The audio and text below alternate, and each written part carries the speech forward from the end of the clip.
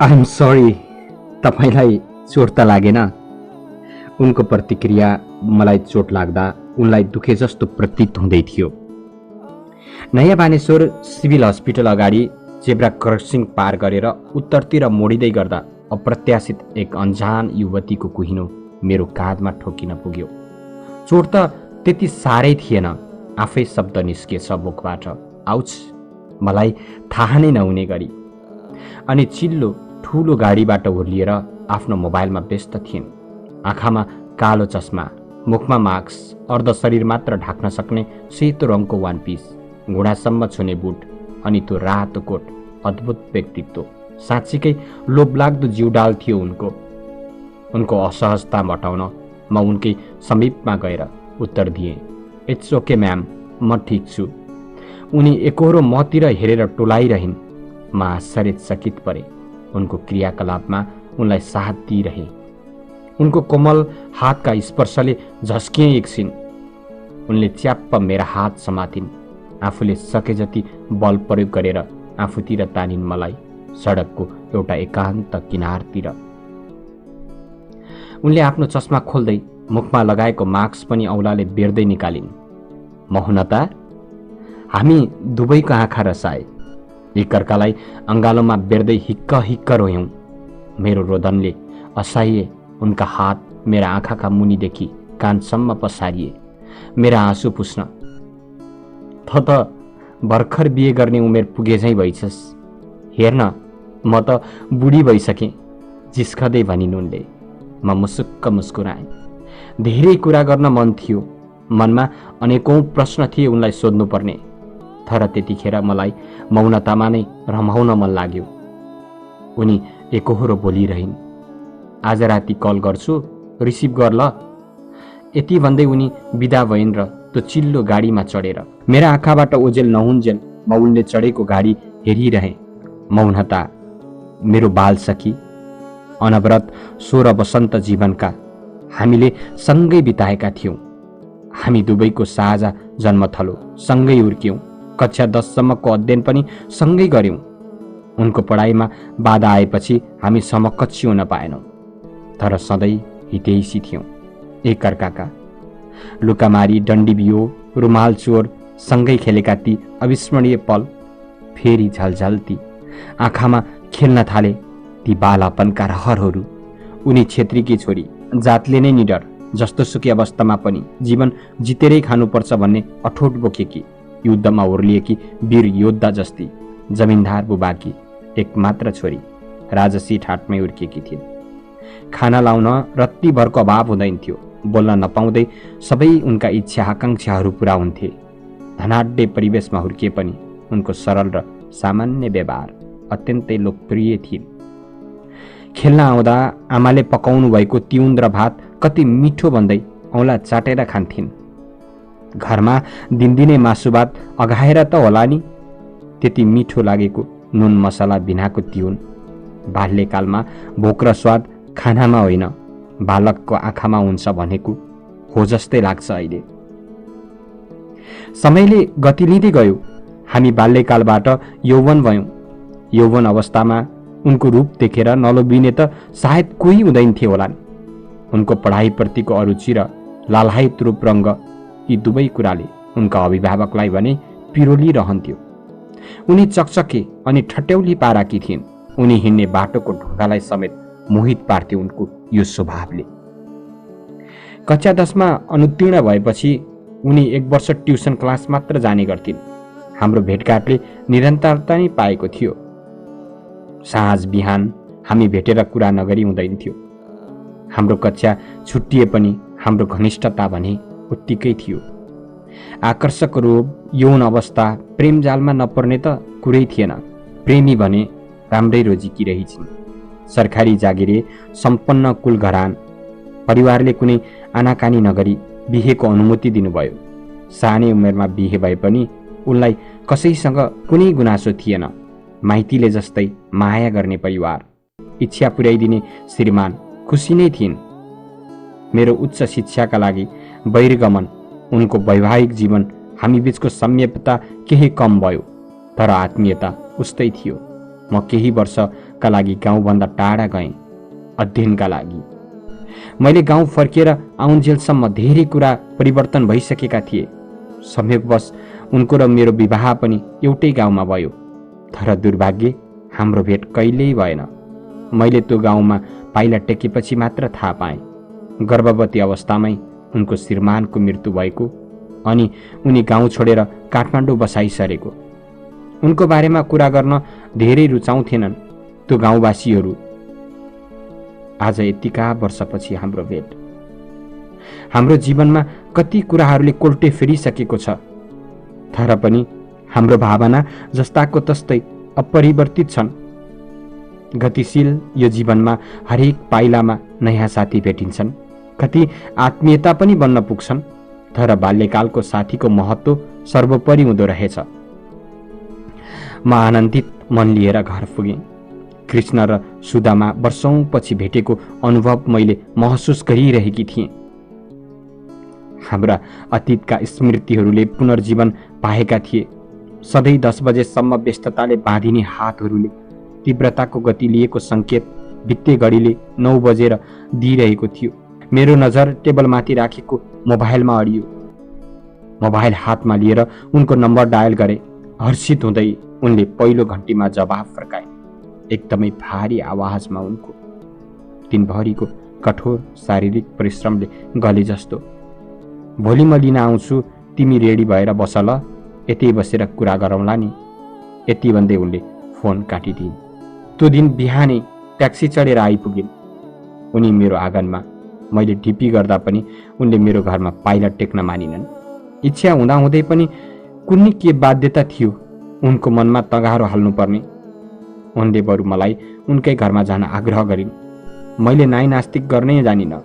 मरुभूमिमा पानीको निम्ति तडपिरहेको प्यासीलाई कसैले इनारतिर डोर्याए जस्तै म उनलाई अनुसरण गर्दै उनको घरसम्म पुगेँ।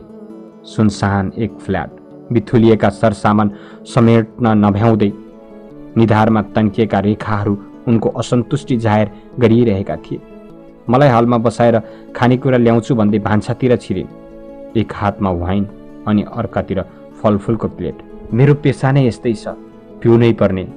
माहिन नगर ल, कोक पिउँदा नाकबाट धुवा निस्कन्छ, सक्दिन्न भन्ने मेरी साथी। आज वाइन। उनको व्यवहारमा यो परिवर्तन मलाई असहज भयो, तर पनि उनलाई केही भन्नै सकिनँ। खाली प्रश्नहरूसँग लुकामारी खेलिरहेको मेरा मनमा हरेक प्रतिक्रियाले हैरानी थपिदिने काम गरिरहेको थियो। झिना मसिना गफ पनि कति हुन्, जति गर्दा पनि नसकिने। हामी बीच औपचारिकताको कुराकानी मात्र हुँदै थिए। व्यक्तिगत जीवनबारे भन्न र सुन्न दुवैलाई रहर थियो, तर दुवै सङ्कुचित मन खोल्नै गाह्रो भयो। गाउँघरतिर निकै चर्चा हुन्छ रे मेरो, तिमीले के सुन्न पायौ होला, सायद पत्यार पनि माने होला नि। उनको प्रश्न मलाई नै थियो। म एकैछिन निशब्द कोठाको चारैतिर आँखा डुलाएँ। भित्ताभरि परलोकी श्रीमानका यादहरू तस्बिर बनाएर सजाएकी थिइन्। गाउँभरि त तिमीले अर्कै बिहे गर्यौ रे भन्ने हल्ला थियो। माइतीमा तिम्रो दाजुसँग बुझ्न खोज्दा तिमीसँग सम्बन्ध नराखेको वर्षौं भयो भन्नुभयो। मेरो जवाफले उनको मन च्यातिए जस्तो भयो। उनका आँखाहरूले मनको वेदना आँसुमा परिणत गर्दै बगाउन थाले। उनले मेरो काँधमा टाउको बिसाउँदै लामो सास फेरिन्। कोसौं लामो यात्रा पश्चात शीतल चौतारीमा विश्राम गर्न पाए जस्तै सबैलाई म गाउँ छाडेर सहर झरेको मात्र थाहा छ। मैले सुख सहेलमा छोरा हुर्काएको हल्ला गाउँभरि नै फैलिएछ, तर यहाँ देखिने सत्यभन्दा लुकेका पीडाहरू गहिरा छन्। मेरो सङ्घर्षको वास्तविकता झरेको फूल जस्तै छ। सजावटका लागि खोज्ने तर पूजा गर्न अपवित्र धेरै महँगो रहेछ यो सहर। आफैलाई बेचेर हातमुख जोड्नसम्म पुगे। कहाली लाग्दो रूप मेरो जीवनको। आफैसँग लुकेर बस्नुपर्ने बाध्यता छ मेरो। उनले एकपछि अर्को गरी आफ्ना भोगाईहरू सुनाउन थालिन्। चलचित्रका चित्रहार जस्तै उनको अतीत मलाई सुन्न यति भारी। उनलाई यो बोझले कति च्याप्दो हो। उनले भनेर वा मैले सुनेर साध्यै नहुने जति थिए उनका वेदनाहरू। रहरले पनि सजिनु पर्ने जीवन सेतो पर्दाले ढाकिएको परिवारको तिरस्कार, माइतीका आँगनमा उनका कारणले उत्पन्न दृन्द यस्ता अगणित थिए उनका भोगाईहरू। मेरो जिउभरि काँडा उम्रिन थाले एकाएक। उनका लफजहरू कम्पन हुँदै थिए। धरतीले वर्षौंसम्म सञ्चित गरेको शक्ति भूकम्पको रूपमा बाहिर निस्किए जस्तै फेरि निरन्तरता दिन उनले आफ्नो व्यथा अनि कथाको लहरलाई। मेरो भाग्यले रूप फेरेपछि एक एक गरी सबैको रूप फेरिन थाले। मसँग गर्ने उनीहरूको व्यवहार भिन्न हुन थाल्यो। नियतिले ठगिए कि म जति अपेक्षा गरेँ त्यति नै निराश पाएँ। घर र माइतीको अपेक्षित मैले आफैलाई मेटाउने प्रयत्न गरेँ, तर त्यो अबोध बालक जसले पितृत्वको छहारी गुमाएको थियो, उसलाई सङ्घर्षको धूपमा ढामिन छोड्नै मन लागेन। यो आमाको मनले छोराका लागि भए पनि जीवित रहनुपर्ने बाध्यता बोकेर काठमाडौँ सरे। अन्जान सहरमा अनगिन्ती आफन्त, तर सबै बिराने। मैले जति ढोका ढकढकाएँ त्यति नै पटक लत्याए उनीहरूले मलाई। यति समृद्ध सहरमा बस्ने तिनीहरूको मन कति दरिद्र। कति रात सडकमै बिते। कामको खोजीमा आफै हराउन्जेलसम्म भौतारिएँ। एउटा होटलमा साउले सघाउने काम पाएँ। छोराको पेट भर्न मात्रै भए पनि मैले त्यही कामलाई निरन्तरता दिएँ। मेरो कामको अर्थ नै परिवर्तन हुन थाल्यो। मेरो रूप रङ्गले आकर्षित ती ग्राहकहरूलाई पेटको भोकले भन्दा शारीरिक भोकले सताउन थाल्यो। छोराको उमेर बढ्दै जाँदा मेरा जिम्मेवारीहरू पनि थपिँदै थिए। घाँस त जसो तसो पाएँ। अब उसको शिक्षा मेरो लागि चुनौती बन्न थालेको थियो।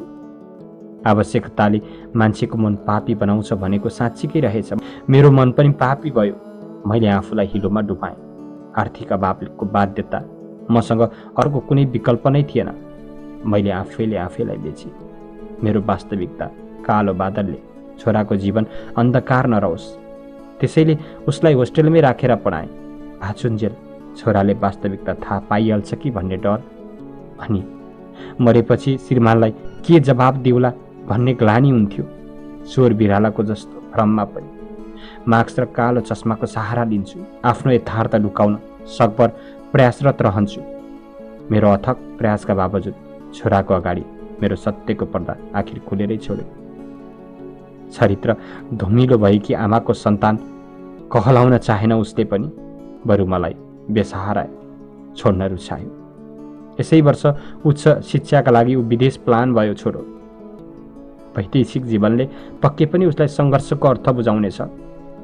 7 समुद्र पारी मेरो छोरालाई मेरो अतीतको छायाले ओइलो पार्ने छैन। म आफ्नो कर्मथलोमा मोस्ट डिमान्डेड जस्तै भएँ। एक फोन कलको इसारामा उनीहरू सामु उपस्थित हुन्छु अनि मनले मागेको रकम पाउँछु। ती बटुवाहरूको थकाइ मेटाउने चौतारी मेरो शरीर भएको छ। मलाई डाक्न चिल्ला गाडी समेत पठाइदिन्छन्। आफ्नो स्वार्थ पुरा गर्न हो कि मलाई सुविधा दिन हो, मैले बुझेकी छैन। निकै बेरको वार्तालाप हामीलाई समयको गतिको वास्तै भएन। सन्ध्याकालका सूर्यका किरणहरू अनौठो उज्यालो धरतीमा छोड्दै रात्रिलाई निम्ताउँदै थिए। उनको फोन बज्यो। त्यही चिल्ला गाडीका मालिकहरूमध्ये एकजना हुनुपर्छ त्यो फोनमा कुरा गर्ने। अनि भित्र गएर गुलाफी साडी, सेतो ब्लाउज अनि मेकअपले सजिएर निस्किए, नवविवाहित दुलही जस्तै। आजको कस्टमरको यही डिमान्ड छ। आँसुले टलिएका नहेन कालो बादलभित्र ओझेल मन। उनलाई अङ्गालो बेरेर सान्त्वनाका शब्द व्यक्त गर्न मन थियो, तर उनी एक सुरले आफ्नो ब्याग खोजेर सामान मिलाउनमै व्यस्त थिइन्। रुन पनि फुर्सद नहुने व्यवस्था। आफ्नै भाग्यसँग लड्दै हारिसकेँ। म थाकिसकेँ। अब कतै ढाडस लगाउने चौतारी भेटे पनि हुने। यति भन्दै उनी चिल्लो गाडी चढेर गइन्, फेरि हिलोमा कमल बन्न। त्यसपछि हाम्रो भेटघाट चैत्र मासको झरी जस्तो हुन थाल्यो। कहीँ कतै अपरझट मलाई आफ्नो कारणले अप्ठ्यारो पर्छ कि भन्ने साह्रै पिर पर्थ्यो उनलाई। मेरो वास्तविकताले कतै तिम्रो जीवन धुलमिल त हुन्न नि भन्दै प्रश्न गर्थिन् र मसँग कुनै जवाफ नै हुँदैन थियो। धेरै दिनको अन्तरालपछि मेरो मोबाइलमा उनको मेसेज आयो। उत्सुकताले भरिएको मेरो मन हतार हतार मेसेज पढेँ। भोलि भेटौँ न ल। हिजो आज अलि सन्चो नभएर कुरा गर्न पाइन। मात्र 2 वाक्य म्यासेज। उनको बिसन्चोको अवस्थाबारे कौतूहलता मन तर प्रफुल्ल थियो भोलि भेट्ने कुराले। हेलो, अलिकति पैसा बोकेर आउन न, म हस्पिटलमा छु। महिनौदेखि थला परेको बिरामी जस्तो आवाज। उनको सङ्कुचित तर निर्विकल्प आर्थिक सहयोग अनि अपिल स्वीकार्दै म हस्पिटल पुगे। उनी हलुका ज्वरो खोकीले ग्रसित भएको महिनाभन्दा बेसी नै भइसकेको रहेछ। सामान्य रुगाखोकीको औषधिले कुनै काम नगरेकोले जचाउन खोजे। यता डाक्टर अनेकौं टेस्ट गर्न भनेपछि आर्थिक अभावका कारण मलाई सम्झेकी रहिछन् उनले। डाक्टरले उनको स्वास्थ्य अवस्था सामान्य नै रहेको र बाँकी रिपोर्ट भोलि आउने भनेपछि हामी दुवै आफ्नो गन्तव्यतर्फ लाग्यौँ। भोलिपल्ट उनले आफू हस्पिटलमा भएको र आफ्नो रिपोर्ट आएको कुरा सुनाइन्। मलाई छाँगाबाट खसे जस्तै भयो। मेरो हृदयले डरको सीमा नाग्न एकपल पनि ढिलो गर्न चाहेन। मुटुको गतिको तीव्रताले उकुस मुकुस मलाई आफ्नै सास पनि भारी हुन थाल्यो। त्रासको बादल मनभित्र गर्जिन थाले। प्रभात कालको आभा पनि धमिलो भयो। आफ्नै अगाडि उभिएको मानिस समेत चिन्न सकिन। मानसपटलमा उत्पन्न प्रश्नको भुमरीमा गुन्जेमान ती ध्वनिहरू अवरोध बनिरहेका थिए। मलाई मेरो सेरोफेरोसँग जोडिन। कसको प्रश्न थियो चेष्टा नै छैन। तर प्रत्युत्तर मैले हस्पिटल पुगेर आउँछु भन्दै कोठाबाट बाहिर निस्किएँ।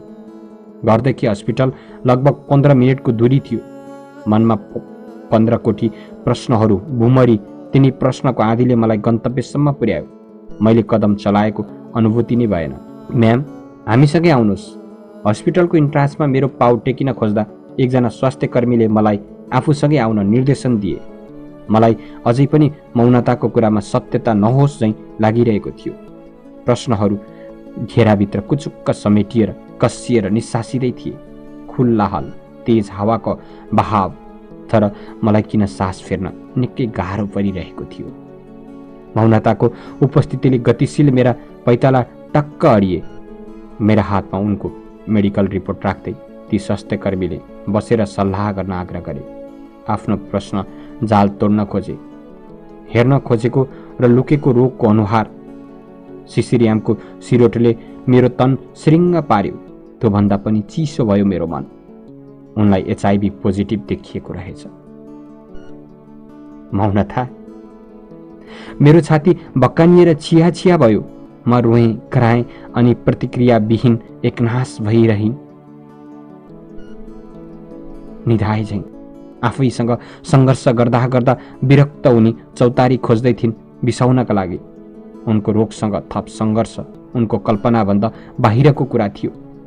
हातमुख जोड्न बेचेको शरीर, आय आर्जन निर्विकल्प स्रोत नै रोगी भएपछि उनको जीवन अन्धकार स्पष्ट नै थियो। गोरो बाटुलो अनुहार, मिलेका आँखी भौँ, लाहामा परेला सर्लक्क परेको नागबेली जस्तो उनको जीव सबै मूल्यहीन लाग्दै थियो उनलाई। उनको बाध्यताको दाग उनको शरीरको रोग बनेर टाँसिएको थियो, सायद सदाको लागि। दीर्घ रोग, नमिठो वास्तविकता बीच पनि उनको अनुहारको लाली, कोमलता र मधुर्यता सजाइरहँझै थियो, सिंहमरको मूर्ति जस्तै। यसपछि उनको जीवन कस्तो मोड लिन्छ उनलाई पनि अन्दाज थिएन। उनले आफैलाई दोषी मान्दै थिइन्। आफ्नो यस्तो अवस्थाका लागि दोषी त अरू पनि थिए, तर स्वार्थ र कोलाहल बीच बाहिरिएको यो समाज उनको गुनासो सुन्ने कोही नै थिएन। डाक्टरको सल्लाह सुनेर हामी बाहिर निस्कँदै गर्दा फेरि डाक्टरले थप सुझाव दिनुभयो। अब यो रोग तपाईँबाट अरूमा सर्न नपाओस्, विशेष सावधानी अपनाउनुहोला, एक असल नागरिकको कर्तव्य पुरा गर्नुहोला है। उनलाई चाहिने औषधि किनेर सहयोग चाहिएमा फेरि सम्झनु भन्दै हामी आफ्नो घरतिर लम्क्यौँ। उनले आफ्नो अशक्त अवस्थाबारे घर परिवार, माइत अनि विदेशमा रहेको छोरालाई पनि जानकारी गराइन्। कसैले पनि सद्भाव नदेखाएपछि आर्थिक अभावसँग जुझ्न आफूसँग भएका घर गहना बेच्न गहना पसलमा पुगिन्। त्यहाँबाट पनि उनले निराश भएर फर्किनु पर्यो। रसिद बिनाको सुनको लेनदेन गैर कानुनी हो भन्दै गहना पसलेले पनि उनको निराश मात्र थपिदिए। आफ्नो परिवार नै आफ्नो नभएपछि ती चिल्ला गाडीका मालिकको तिरस्कारको सहने हिक्मत नै भएन उनलाई। रोगी अवस्था, न धन न आफन्तको साथ, केही उपाय नलागेपछि उनले आफूलाई सरुवा रोग नियन्त्रण केन्द्रमा जिम्मा लगाइन्। यी सबै कुरा उनले मलाई फोन गरेर सुनाए। यो हाम्रो अन्तिम कुराकानी भन्दै। यातना र छटपटीले मलाई झन्झन सताउन थाल्यो। मेरो मनमा अनगिन्ती भावनाहरू पौडिन थाले। कस्तो बाध्यता है मेरी मौनतालाई। यो त थियो मैले चिनेकी मौनताको जीवनको व्यथा। कति होलान् यो समाजमा बाध्यताले शरीर बेच्ने अनि समाजको तिरस्कारले खरानी। कठै मौनता जस्तै।